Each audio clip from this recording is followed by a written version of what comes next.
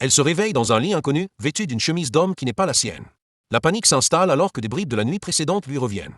Elle a non seulement avoué ses sentiments à son patron, mais elle a aussi commis l'irréparable. Tout a commencé par une crise de désespoir. Après 2 ans à aimer en secret son patron, un homme froid et distant, la femme a craqué.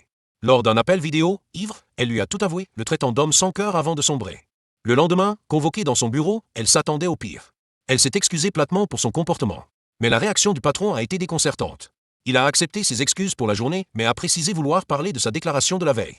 Il a critiqué le fait qu'elle mélange travail et sentiments, puis, à sa grande surprise, il lui a offert une chance de le conquérir officiellement. Complètement déstabilisée par cette proposition, la femme est retournée à son poste, l'esprit embrouillé. C'est alors qu'une opportunité professionnelle majeure s'est présentée. L'entreprise devait préparer le projet pour le 30e anniversaire du prestigieux groupe Shengxi. Une tâche colossale avec une pression immense. Contre l'avis de sa collègue inquiète, et pour prouver sa valeur, la femme s'est portée volontaire, acceptant un délai de seulement 2 jours. Elle s'est plongée dans le travail, déterminée à réussir. Mais le sort s'est acharné. Quelques heures avant la présentation cruciale, son ordinateur est tombé en panne, effaçant tout son travail. Elle n'avait aucune sauvegarde. Face au directeur et aux clients importants, l'humiliation a été totale. Elle a dû avouer son échec. Le directeur, furieux, l'a réprimandé violemment pour son incompétence, lui reprochant d'avoir gâché une occasion en or. En larmes, anéantie, la femme a supplié pour obtenir une seconde chance, promettant de tout recommencer. Touché par sa détermination, le directeur a finalement cédé. Elle a alors travaillé sans relâche, allant jusqu'à retrouver un responsable tard dans la nuit pour lui présenter personnellement sa proposition.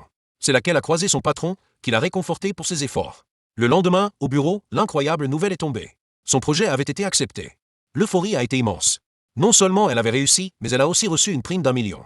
Folle de joie et de gratitude envers son patron pour son soutien, elle l'a invité à dîner le soir même. Il a accepté.